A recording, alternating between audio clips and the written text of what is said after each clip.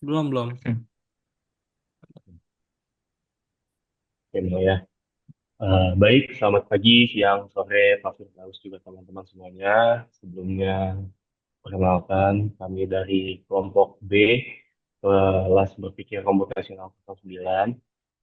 Dengan direkamnya video ini, kami akan mempresentasikan mengenai study case 2 berpikir komputasional tentang codingan untuk tema Secure Life. Oke, mungkin bisa di next.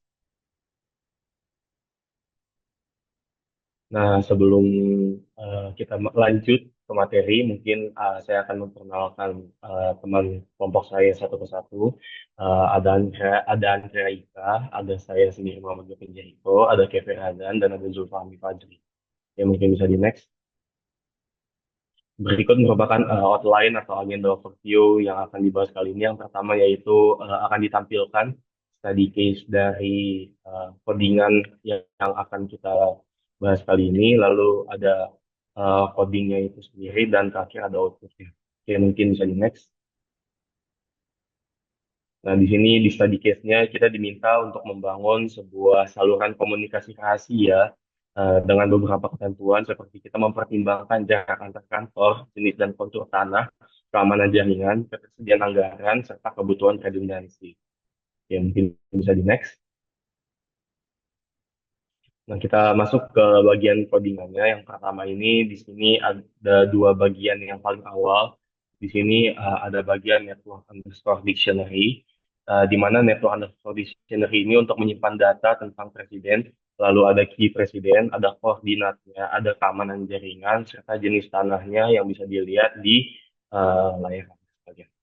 Lalu di bagian yang kedua yaitu ada program meminta untuk memasukkan jumlah kantor kementerian di sini. Jadi kita menentukan ada berapa kantor kementerian yang sekiranya nanti akan dimasukkan datanya.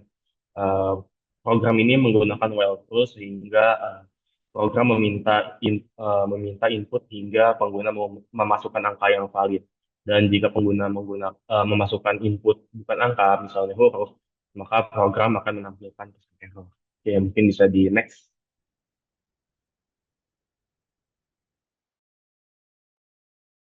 Oke, selanjutnya di sini ada fungsi kantor yang di mana eh, jumlah kantor kementerian yang sudah didapat dari kode ini akan masuk ke sini.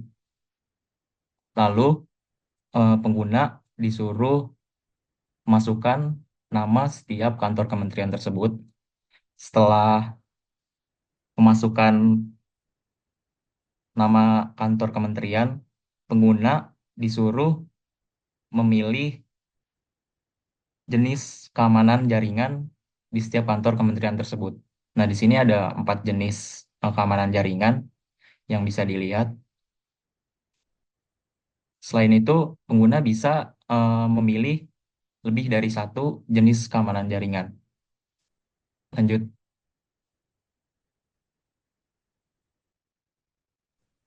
Baik, selanjutnya untuk bagian codingan ini, program nanti meminta input dari pengguna mengenai jenis keamanan yang ingin diterapkan. Nanti ada pilihan 1 sampai 4.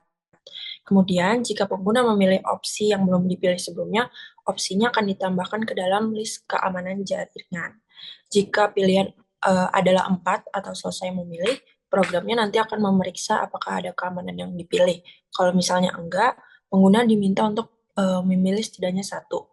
Dan jika input tidak valid, misalnya bukan angka atau sudah dipilih sebelumnya, program akan memberikan pesan error. Di sini ada proses input jenis tanahnya, bisa dipilih jenis tanahnya, dan juga akan ada bagian untuk menambahkan data ke network dictionary. Jadi itu akan disimpan data kantornya, lalu program akan menampilkan pesan sukses jika misalnya sudah ditambahkan. Boleh dilanjut?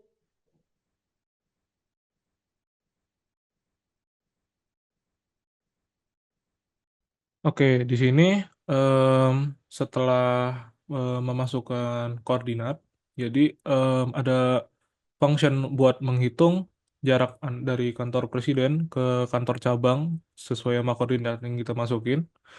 Terus setelah itu ada fungsi estimasi biaya rute.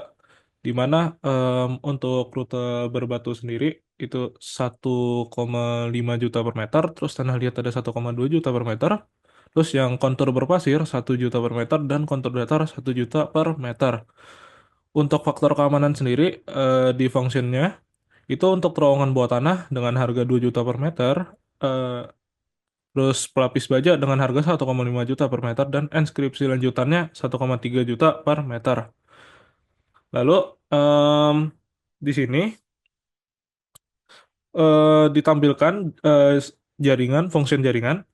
Fungsi ini hanya menampilkan informasi tentang jaringan komunikasi yang telah dibuat dengan mencetak header yang menunjukkan judul informasi jaringan komunikasi. Fungsi ini digunakan untuk menampilkan informasi umum tentang jaringan yang telah dibangun. Lalu setelah itu, em, setelah memasukkan koordinat tadi, semua fungsi tadi, informasinya akan ditunjukkan em, di function ini. Terus program ditampilkan informasi default untuk kantor presiden yang sudah ditambahkan, yaitu koordinat 0,0, keamanan, jaringan sangat tinggi, dan jenis-jenis tanahnya. Terus untuk function kantor cabang sendiri dipanggil untuk memungkinkan pengguna menambahkan kantor kementerian sesuai jumlah yang ditentukan. Setelah itu, penambahan kantor digunakan untuk menampilkan informasi lengkap mengenai jaringan komunikasi yang telah terbentuk. Program menghitung jarak antar setiap pasangan kantor menggunakan fungsi hitung jarak dan menampilkannya dalam meter.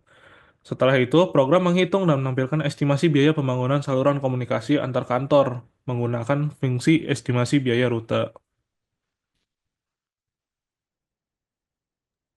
Oke, setelah program itu menghitung semua biaya estimasi semua rute, selanjutnya akan menampilkan output yang bisa dilihat apa saja yang sudah dipilih oleh pengguna, lalu rincian jaraknya antar setiap kantor, jenis keamanannya, jenis tanahnya, dan koordinatnya juga akan ditampilkan. Jadi bagian output hanya menampilkan informasi jaringan komunikasi yang berkaitan yang sudah saya jelaskan tadi. Ya seperti itu.